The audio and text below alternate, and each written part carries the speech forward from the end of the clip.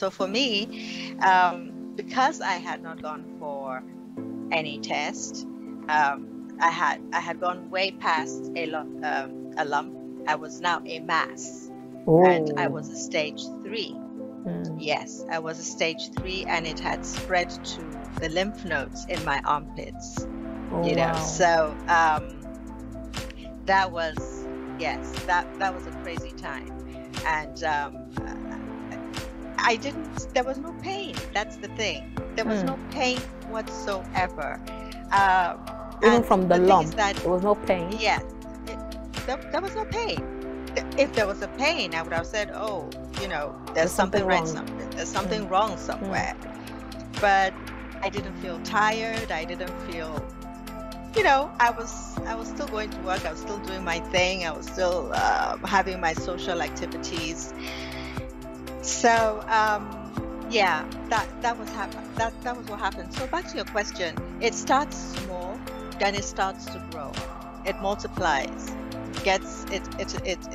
One affected cell latches onto the other until it spreads, and then it becomes a mass, which is what I had. So in some cases, if it's a lump, you can just take out the lump like you did the fruit, just cut it away. But when it's a mass and it's taken over most of your organ, then to be able to keep you alive by the grace of God, and ensure that affected part is removed, you have to go through a series of interventions, and that is where I had to do chemotherapy, because in order to operate it, I had to have chemotherapy for 8 months, every week for 8 months. And that was tough. And why chemotherapy? Because you have to shrink that tumor for them to be able to take it out of you. The doctors will not operate on you except they have shrunk the tumor to the barest minimum.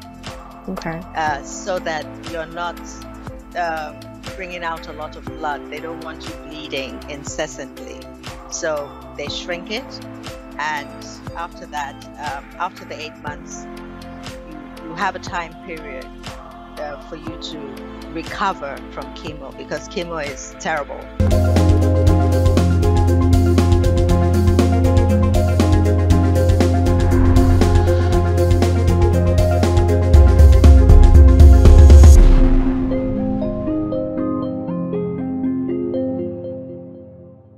In the words of Betsy Johnson, an American fashion designer best known for her feminine and whimsical designs, she once said, "Keep your sunny side, keep yourself beautiful, and indulge yourself." All right. Now, let's take our second quote from Anne Gillian, a retired American actress and singer whose career began as a child actress in 1960. She once said, "There can be life after breast cancer. The prerequisite is early detection." Absolutely spot on. Now let's take our next quote, and this one is from Nancy Davis Reagan. She was an American film actress and First Lady of the United States from 1981 to 1989. She once said, "A woman is like a tea bag. You cannot tell how strong she is until you put her in hot water." I quite agree with this one. Let's see how all of this goes to relate to what we'll be discussing today. Very warm greetings and welcome to The Conversation. We're reaching you from Kaftan's television studio here in the nation's capital, Abuja. I am Annabelle Oji. Breast cancer. It is a type of cancer originating from breast tissue, most commonly from the inner lining of milk ducts or the lobules that supply the ducts with milk. Cancers originating from ducts are known as ductal carcinomas, while those originating from lobules are known as lobular carcinomas. Breast cancer is a serious disease that affects millions of people and their loved ones each year. In fact, it is the second most common type of cancer in women, after skin cancer. Unfortunately, although there are many ways that it can be treated, breast cancer is incurable, and scientists aren't exactly sure how to prevent people from developing it in the first place. That's what we hear. Now, there are different types of breast cancer. You have, some of them are ductal carcinoma in situ, and then you also have invasive ductal carcinoma. You also have inflammatory breast cancer and metastatic breast cancer. It most often spread, and as it most often spreads rather, to bones, liver, lungs, and brain. Even after cancer spread, it is still named for the area where it began. This is called primary site or primary tumor. For example, if breast cancer spreads to the lungs, doctors call it metastatic breast cancer, not lung cancer. So, on average, breast cancers double in size every 180 days, or about every 6 months. Still, the rate of growth for any specific cancer will depend on many factors. Kindly note that every person and every cancer is different, totally different. Breast cancer is an incredible, difficult disease to fight or to watch a loved one go through. However, no one has to go through it alone. I've actually once lost an aunt, very dearest aunt, to breast cancer. So trust me when I say that no one deserves to go through those trying times alone. Absolutely no one. Now, National Breast Cancer Awareness Month is observed in October 2023. Breast Cancer Awareness Month is an annual international health campaign organized by major breast cancer charities every October to increase awareness of the disease and to raise funds for research into its cause, prevention, diagnosis, treatment, and cure. A variety of events around the world are organized in October, including walks and runs and the pink illumination of landmark buildings. That's why I'm putting on my pink blazer. So, as Nigeria joins the rest of the world to commemorate Breast Cancer Awareness Month, we lend our voices by supporting the fighters, admiring the survivors, honoring the taken, and never ever giving up hope. With my guest on the show today, she is Ambassador Grace B. Charrier, an African from Nigeria. She is an author, social entrepreneur, cancer advocate, and global patient leader who resides in Brooklyn, New York. And her fight against cancer is completely commendable, as she has continued to be a lifeline for thousands and millions of people across the world, supporting patients, survivors, and their families through her voice and her advocacies. She is a global ambassador, appointed legislative ambassador for the American Cancer Society and Global Leadership Panel member for Fight Cancer. Ambassador Grace is a proud survivor and a thriver of stage 3 breast cancer. Ladies and gentlemen, Ambassador Grace joins us virtually after this time out. Do stay.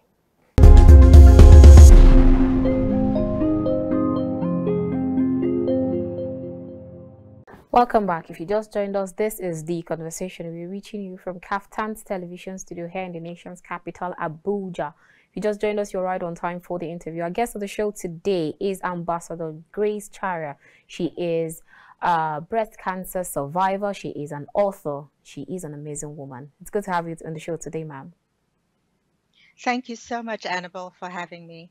Really privileged.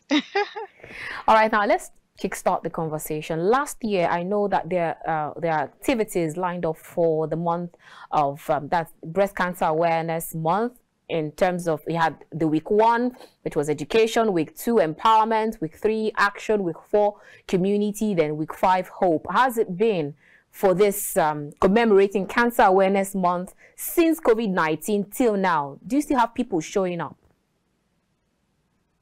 Yes, you've harped on very serious points. COVID actually was the bomb when it came to cancer patients, because diagnoses did not come about. People couldn't leave home to go for their usual mammograms or prostate screenings and things like that. So you found out that after COVID, a lot of people, the percentage was, through the roof, because many people that could have gone for these very pertinent screenings could not make it.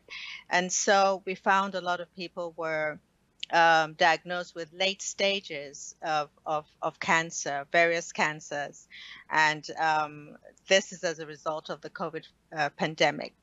But then again, things are improving.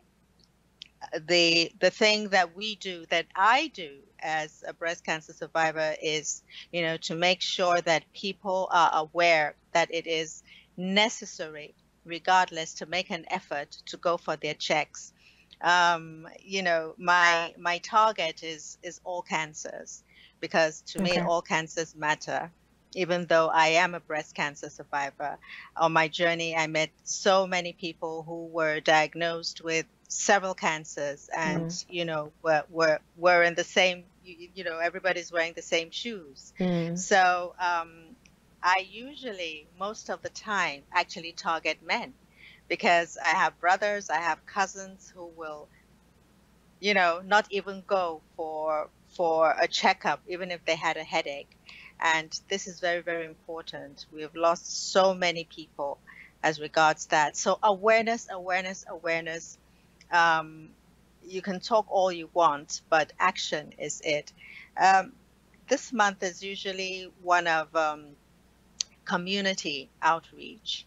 And cancer is still being stigmatized, even in developing countries where I am in New York.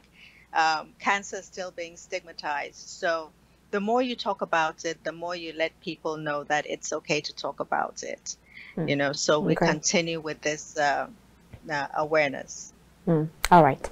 So I know that you have actually been on the move since the awareness campaign started, traveling from one state to other states or cities to cities, talking to people about breast cancer.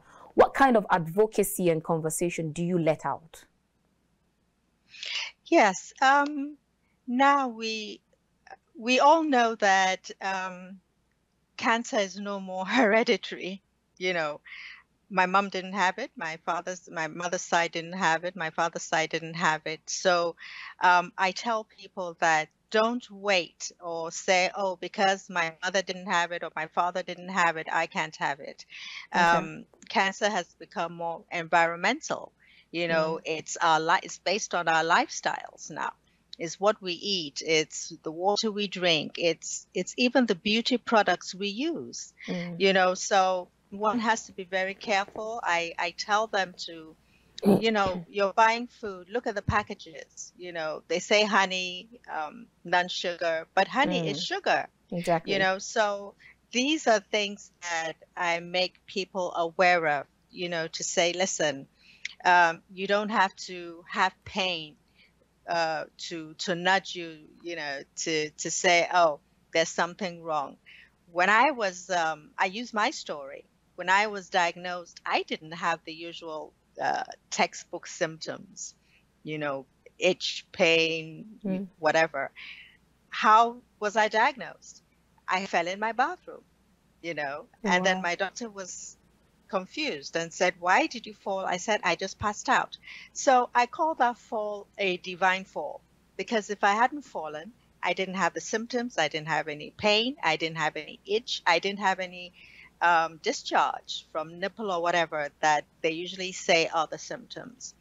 So if you have a constant headache, if you have a constant tummy ache, colon cancer, if you have continuous back pain, it could be a spinal problem. These are things I tell people. Use my story as an example. I didn't have any symptoms. I fell, and with that fall, it was now discovered through many tests that I had a tumor in my breast. So now there's the part where you share a story. I would like you to share, just kindly walk us through your own story. Share your story with us. Um, I was actually in Abuja, you know. I'm Nigerian, but I live in the United States. Okay. I was doing, in fact, I was doing a lot of outreach How long ago is this? programs. This was 2016. Oh, okay. Yes, 6 years ago, actually. And I was doing a lot of outreach. I came in from the United States. I had, set up um, a grassroots program for women living in the suburban areas, in the satellite towns, about uterine fibroids, because I realized that a lot of women were hiding the fact that they had uterine fibroids from their spouses, and their tummies were getting larger and larger. And family was thinking that they were pregnant, but they were not being open about this thing because they were bleeding, And when I got to know how far reaching this trend was, um, I put together a team. I said, our women are dying. And,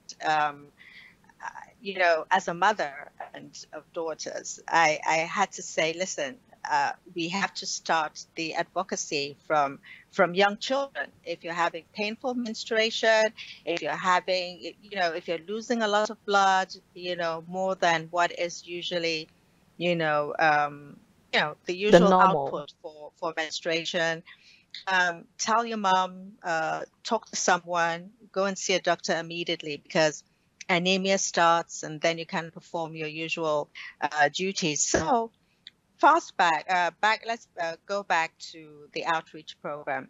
It had been, you know, um, 3 days, and it was hectic. We had I had connections in the Senate and also in the House of Reps, because I had to say, listen, everybody has a sister or mother or Mm. friend that has been impacted by uterine fibroids. This is something, your distinguished members, that we have to put out there. So we got the support, and we did that, and it was a success. NTA carried it, channels carried it, and we finished everything and all that, and then back to my place, going back home. The following day, I got ready. I was given interviews, newspaper interviews the following day. I had just finished. And I said, okay, let me relax and, take a few phone calls and then have a shower, because I said, let me finish with all the work and everything, and then I'll, take care of myself. And it was in the bathroom that I had this fall. Wow. And I was rushed to the Maytama Hospital, had a friend there, and my blood pressure was very high. And she's a medical doctor, and she was like, why are you having high blood pressure? I said, I don't know. I don't have any headaches or whatever. So I fell and I had several bruises, and they wanted to put me on high blood pressure tablets. And I said, no, I'm not going to take anything without proper, advice and intervention from my doctor in the United States. So I waited until I, returned back to the United States. That was when I saw my doctor, and we did all those tests. And that was when it was confirmed. Actually, let me make a point here. I did all the tests that were required, but I never did a mammogram. I didn't go for a mammogram. It slipped my mind to request for that. And my doctor actually thought that for some reason, I must have been going for my annual mammograms. Suffice it to say that I was careless in that regard. So when I was walking out of his office one of the days, he was like, Mrs. Charrier, when was the last time you had a mammogram? And that was when I realized that I hadn't even had a mammogram in my life. And so he now had to send me, you know, the diagnosis. And that was when the diagnosis that I had. Oh, wow. So how has it been for you? And how does breast cancer actually start? Where does it grow from? What part of the body does it grow from and then spread to? It starts with one cell and then it spreads. That's why they say if you feel something, even a lump, it's like you see your fruit getting bad. You cut that bad part from your fruit, right? You won't throw the whole fruit away, right? You'll say, I will eat it. I just need to cut part of this. But when the whole fruit is affected, you don't eat it, do you? Because there's no way you can get the best out of it. And that's with cancer, any type of cancer. So for me, because I had not gone for any test, I had gone way past a lump. I was now a mass. Oh. And I was a stage 3. Yes, I was a stage 3, and it had spread to the lymph nodes in my armpits. Oh, wow. So that was, yes, that was a crazy time. And there was no pain. That's the thing. There was no pain whatsoever. Even from the lump, there was no pain? Yes, there was no pain. If there was a pain, I would have said, oh, there's something wrong somewhere. There's something wrong somewhere. But I didn't feel tired. I didn't feel, I was still going to work. I was still doing my thing. I was still having my social activities. So, yeah, that was what happened. So back to your question, it starts small, then it starts to grow. It multiplies. One cell, one affected cell latches onto the other until it spreads. And then it becomes a mass, which is what I had. So in some cases, if it's a lump, you can just take out the lump like you did the fruit, just cut it away.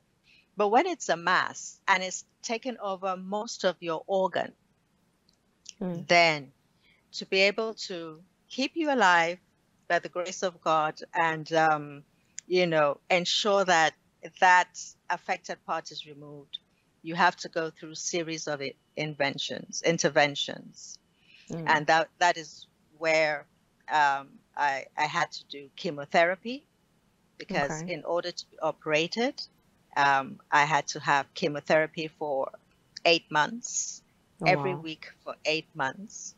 And that was tough. And why chemotherapy? Because you have to shrink that tumor for them to be able to take it out of you. The doctors will not operate on you except they have shrunk the tumor to the barest minimum.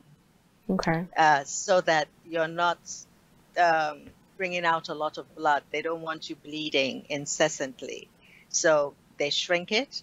And after that, after the 8 months, you have a time period for you to recover from chemo, because chemo is terrible. And then you have, your surgery, and they take out that tumor from your breast, and then you wait a bit, another month or so, and then you go for radiation. Now, radiation is to stop whatever. Radiation usually is, to kind of eliminate any recurrence. They burn that bed, so that there's nothing. Your what should I say? Your tissue is completely burnt. It's like growing something on arid land. It can't grow, right? So there's no what is it? Opportunity for anything or any tumor to come back and grow. So it means that you're not open to any form of cancer again. Sorry, I have to cut you there. It means that you're not open to any form of cancer again. Whatever, no cancer at all. You just have, you're not on that spot, right? On that spot they have treated, you know, and that was my right breast. So the radiation took place there. Okay. So but there's another thing, because you can go through all this. I've met so many people who have had cancer 3 times and 4 times. You won't believe it. Wow. Whoa. Yes. They're 3 times cancer survivor, 4 times cancer survivor. The whole issue is to be on top of your game. If you've had cancer once, know at the back of your mind that it can come again. So the experience should keep you on your toes. So when the doctor says, come in for your 6-month screening, you go. Okay. Do your blood work, you go. Because even a simple test, even a simple blood test can tell you when nothing is when something is wrong. Just a simple blood test. That is why people say, oh, I'm scared to go for screenings and all that. And I tell them, your doctor will advise that you do a blood test. That blood test will be able to say something. Either your, you know, red or white blood cells, okay. There's something going. They usually test or say that there's something wrong. Yes. All right. Now we'll do for a break, but before we go on that break, very quickly, we'd like to know what exactly are the root causes of breast cancer, or the risk factors involved. The risk factors, you know, things have changed now. Cancer has metamorphized, let me put it that way, in the sense that it's no more, if you smoke or you have breast cancer or lung cancer. You know, there are lung cancer patients I've met that have never smoked, but they will tell you that when they were growing up, their fathers were masons. So asbestos is number 1 cause for people. When you look at the history of people who have had lung cancer, I'm taking lung cancer as an example here. They have lived in an area where a lot of asbestos was used, you know, in building. And when they look back, they say, yes, my father was a contractor. We used to go to the site and all that. So there's no root cause now for any cancer. Like I'd mentioned earlier, it can be environmental or whatever. But if you've had a history of cancer in your family, you have to make sure that you go for checkups. Now my mother never had, my father never had, I have had, and I make sure, and I keep telling my younger ones, you have to go for your checks. Okay. You know? Yes. All right, let's go on a quick break, and when we return, we'll continue this conversation on Breast Cancer Awareness Month with Ambassador Grace Charrier. And we'll see you shortly.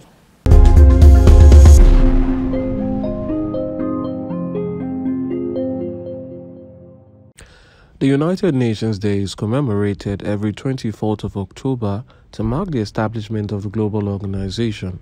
This year, member states and stakeholders began the commemoration of the 77th anniversary through a peace walk in Abuja. Speaking to journalists, the UN resident coordinator in Nigeria, Mr. Matthias Schmale, represented by the WHO country representative, Dr. Walter Mulumbo, called for a ceasefire in the war-torn regions around the world. All nations to say never again, never the atrocities we saw during the World War, the Second World War. So it's an opportunity to remember that we all committed to peace. We all committed to silencing the weapon, the arms. We all committed to give equal opportunity to every citizen in the entire world. And I would like to take this opportunity to call upon all member states of the United Nations to respect their commitment, to silence the weapon. I would like to call upon the international community to use its power to end the war in Ukraine, the war in Ethiopia, the instability in Eastern DRC, the insurgencies in Nigeria. We want to call upon all of us to remember the commitment we made 77 years ago. And that's really the significance of this celebration. Also speaking, the High Commissioner of Canada to Nigeria, James Christophe, drew attention to the significance of the day. We were all walking together and all walking forward. And I think that's really the message that underpins not just UN Day, but what we were doing here today, because walking together, walking forward is going to get us all where we want to go. And I couldn't be more happy to be Canada's representative in Nigeria, but also contributing to international peace and security. All the more important for the international community to come together and work together to address these global issues. The Admin and Coordination for Small Arms and Light Weapons UNDP, Doris Agazier, offered other means to sustaining peace. Trying to make sure that we control the illicit flow of arms around the borders and as well the porous borders in which these arms are being elicited.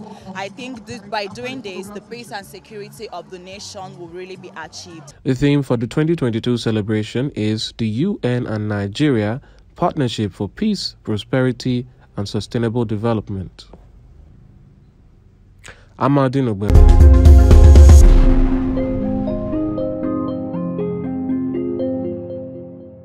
That stage, I'd like to know from you, is breast cancer complete death sentence? Never. Not anymore. Okay. Not anymore. If you permit me, I'd like to talk to my Nigerian sisters and brothers. Please do. You know, yes, cancer is still a stigma, like I said, not just in Nigeria, Africa, or whatever. Even here, some people don't tell even their best friends that they have cancer or open up. My advice is that, yes, God takes care of us. And God, you know, we put whatever, our supplication to God goes up there. But if you don't fight for your own survival, how does He help you? I'm sorry to say that, but there's the saying, heaven helps those who help themselves. True. So nobody should say, oh, take them to the village, take holy water, bathe with holy soap, rub holy oil. Honestly, seriously, that is archaic mentality. Cancer is an illness. It has to be dealt with, and people have to open up if they know that there is something, or if they have been told that there is something wrong, right? When I talk about my experience, people are like, Grace, but you're so open about it. I said, yes. Why wouldn't I? I want to help other people. I have a daughter. I have nieces. I have nephews. They have to know this.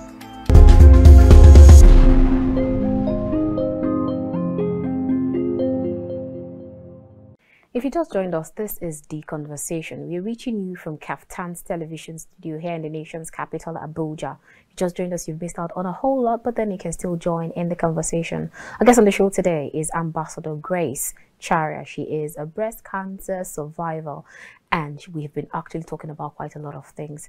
It's good to have you on the show, ma'am, again. Now, let's talk about the symptoms. Probably the first symptoms or warning signs that one can actually find out before you can be able to know that, okay, they need to go for testing. What are the early signs that you need to go for, check for rather? Thank you so much. I would say fatigue. Okay. Weakness, vomiting. Even though these symptoms I'm mentioning happen to co-survivors like me and other patients, I didn't have any of these symptoms. Our stories differ, but the usual signs that is associated with any type of cancer actually is fatigue, lack of appetite, what should I say, tiredness, vomiting, pain in the areas that like the breast, or pain for men, prostate cancer, some pain in the scrotum. Okay. Also inability for the men, prostate cancer, inability to urinate, and to urinate, for a good flow, let's put it that way. For colon cancers, constant tummy aches, You can't Okay. put anything down, and you start losing weight in majority of these cancers. You start losing weight because your organs are now overreacting to what is happening to you. Also, you could have palpitations, your heart. So this is the time when I fell. Let me just say this. My doctor was scared that I was having a heart problem. Okay. So I had to go for an echocardiogram, which is to find out that my heart muscles were functioning properly and all that. And that was okay. I had no problem with that. So at least you get that ruled out, that there's no heart problem. Okay. It was that my high blood pressure was as a result of my body going through so many things at that time that I didn't know about. Your body will react to things that you are not aware about. So so those are mainly the symptoms that one has to. Your body will tell you that something is not wrong. Okay. So at that point, your is that when you go body for the early detection? Like this early detection is the best protection. Yes, early detection is key to survival. Mine was not early at all.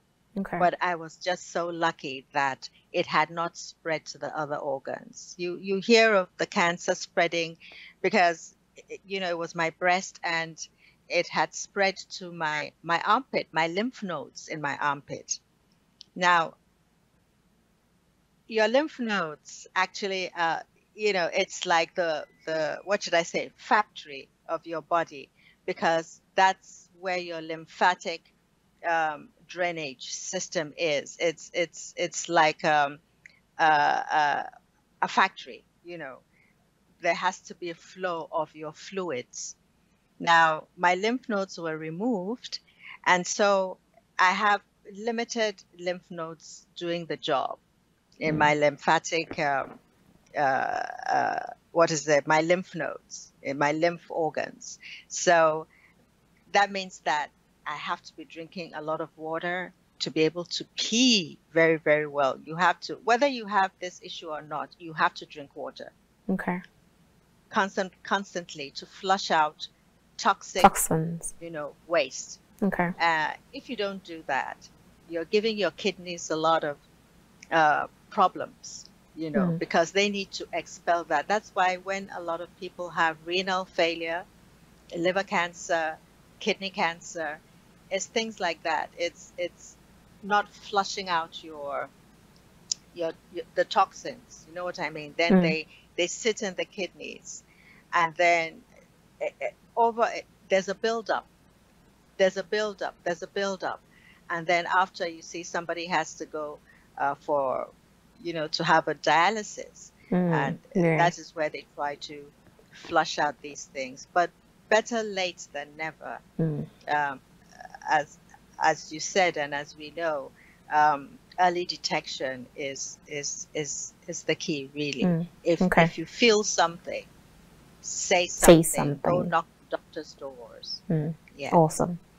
Now, I understand that there are stages to cancer, not just breast cancer, but other cancers. So kindly walk us through that stage, because I know that you are a third stage survival. Kindly walk us through the different stages.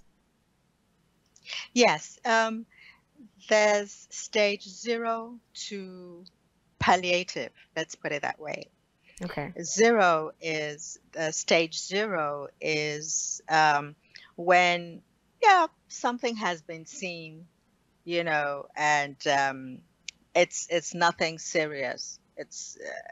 But people, or the doctor or oncologist will say, even though it's like the size of a pea, you have to take it out.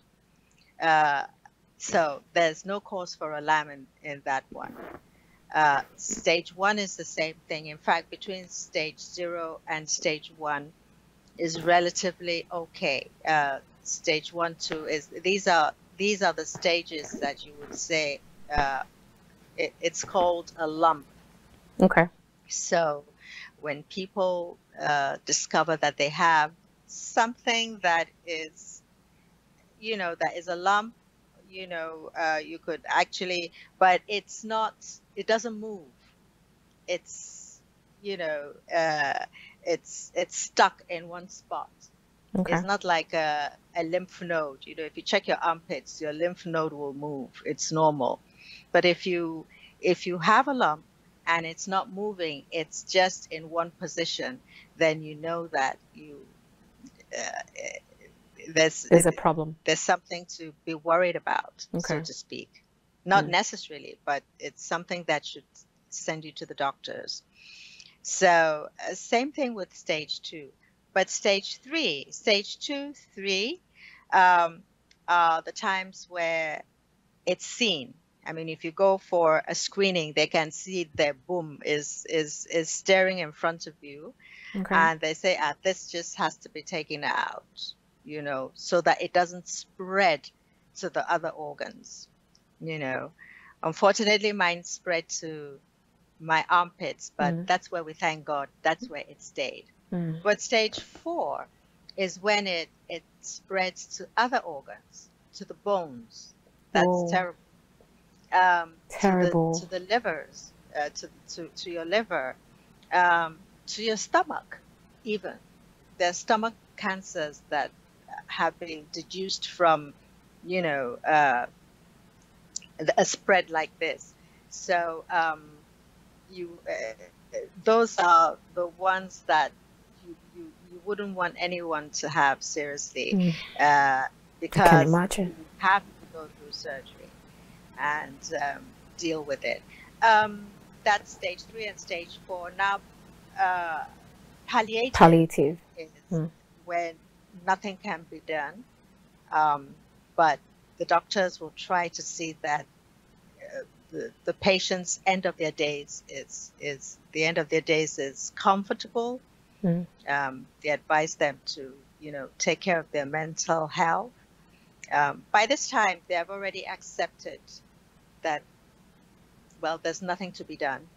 But still, I know of people who have been said to be in palliative, and an opportunity for a clinical trial was presented to them. And they went for the clinical trial, and they're still alive today. Oh, wow. Awesome. So clinical trials, I'm very much into clinical trials research issues. Okay. And this is what is giving people a lot of hope now. Okay. So as a cancer patient, you can click on a link, especially where we are, and see, okay, for your type of cancer, you put in what stage you're in, and what your diagnosis is, and then depending on the state you're living in or wherever you are, you see if there are any clinical trials available.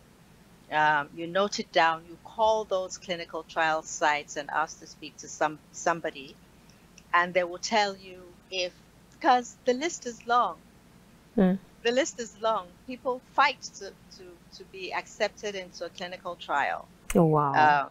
Because they know that there can be a turnaround in their health. I know a couple of people who they had told them, go home and put your house in order. But you see, the will of the spirit, is very, very important when you're fighting an illness. This is very important. That's what I tell people.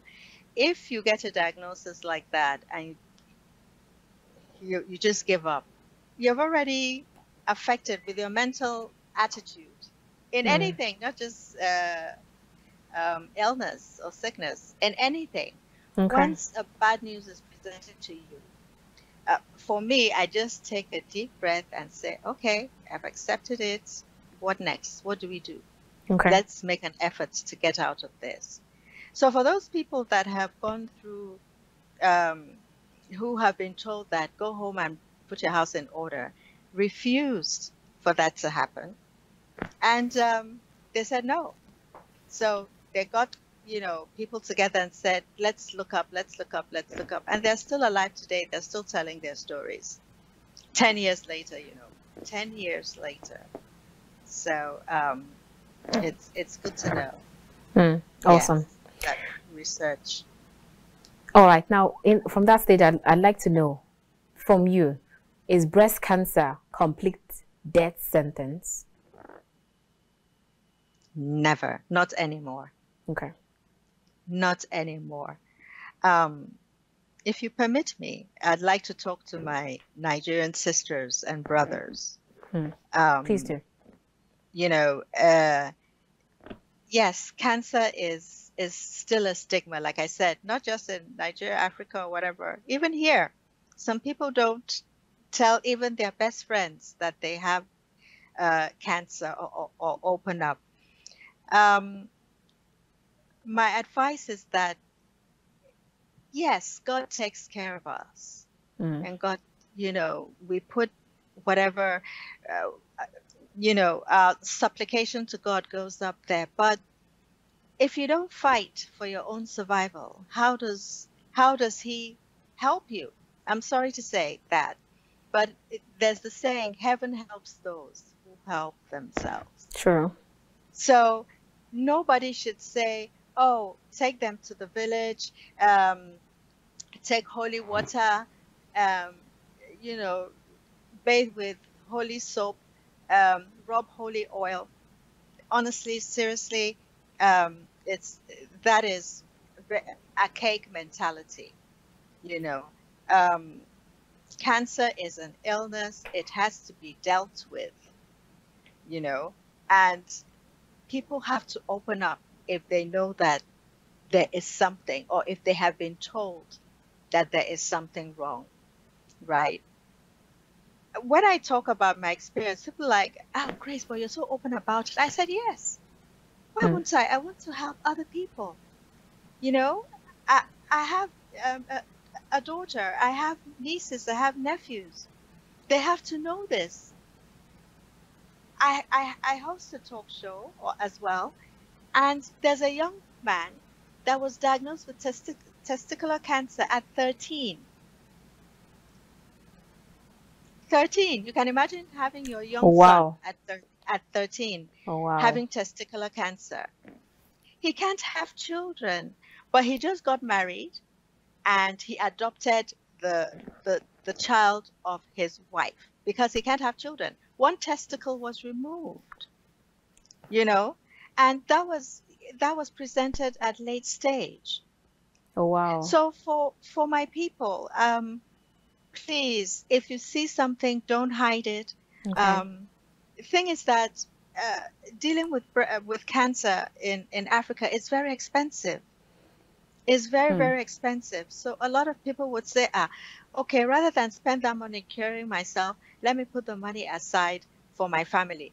If I use all that money, what's going to happen in case I die? So I will die with the money, right? Yes, but sometimes it's good to make an effort. Okay. All right. Even as we begin to round up, so at what point or stage leads to mastectomy? That's the surgery to remove all the breast tissue from the breast as a way to treat or prevent cancer. I'm going to ask you two questions and I'd like you to take them in one breath. Now, that's one on the side. And secondly, a lot of people have complained that after the chemotherapy, which is quite draining and painful, and yet they still die. Why? Yes, the first one with the mastectomy, you've got to have it because your breasts have been compromised, But But afterwards, you have the option of having breast reconstruction, Okay. or even if you don't want breast reconstruction, now they have breast forms, and then you have mastectomy bras. You Okay. understand? Because that is also part of should I say, affects mental health as well. A lady will look in the mirror and say, "Oh, my breasts have gone," you know. But if there's an opportunity to restore those breasts, which they're doing a lot of that now, using skin from your abdomen to form breasts for you, or if you don't want to go through surgery again, like so many people don't want to, they have breast forms. So you have mastectomy bras with 2 pockets inside. You put the breast forms in and off you go. Okay. For me, I say you're alive and keep walking. And then what was the other one again? About The other question? chemotherapy. After the Yes, chemo. chemotherapy. Yes, people dying afterwards. It just happens. Maybe their body couldn't take it. Maybe they gave up. Sometimes chemotherapy can be strong. Okay. I still remember during my the last part of my chemotherapy, they had to stop my chemo for a while because my white blood cells were low. My white blood cell count was low. So for 2 weeks, I couldn't attend my chemotherapy. I didn't have my infusions. So with that, they ask you to eat certain things to build your white blood cells back up, and then they start again. So that's what happened. So what could be tough for you may not be tough for me, and vice versa. So a lot of people go through it, come out okay, some can't take it. And also it depends on age. The younger you are, you can weather it. Older folks cannot. Yes.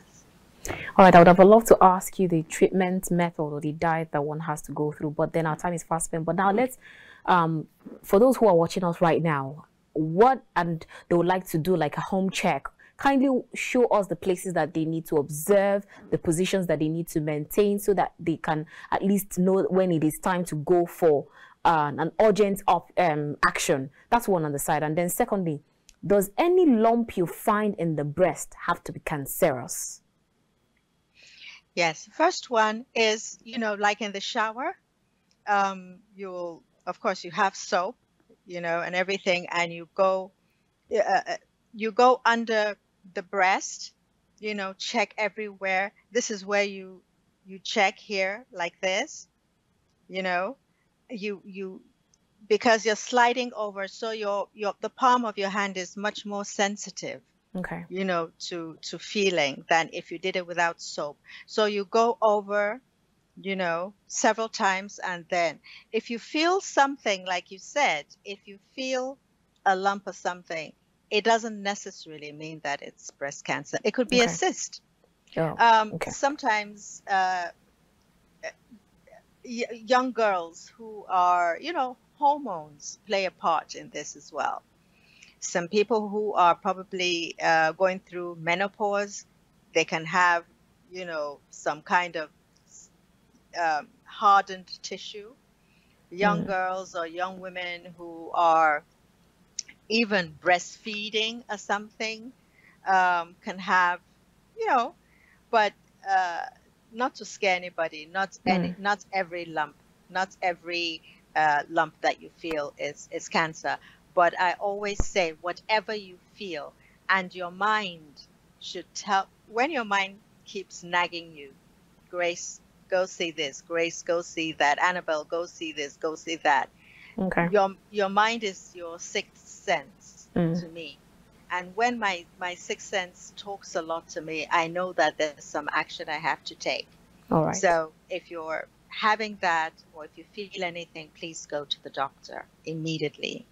All right. Now, in 2 seconds, I would like to ask, because you have talked about breastfeeding, does it affect the baby, one who has breast cancer? A lot of women that I've met had cancer when they were pregnant. So they refused to take, they were like, okay, I'm not going to take nothing until my baby is born. But then the doctors tell them that, oh, what if you don't survive? To them, and many have been, because they have been stubborn, which has been good. They have been lucky.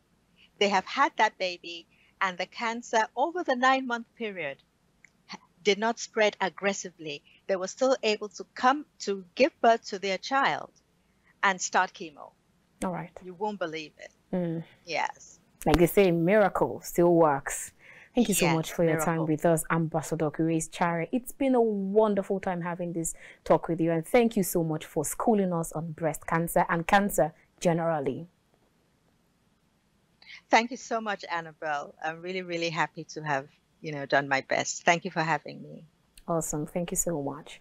That's all we can take for today. We've been chatting with Ambassador Grace Charrier. She is a breast cancer survivor, and it's been a wonderful time here on the show. I'm sure you must have been rightly educated and informed. Now, in the words of Melissa Morris, she said, "You are not your scars. So remember, like Ambassador Grace just stated, early detection is for your own protection. Whoever that is going through cancer or whatever kind of sickness, this is not the time to stigmatize against them. It is the time to hold hands with them and be caring." I'll see you again next time. From the nation's capital, Abuja, I am Annabelle Oje. God bless Nigeria.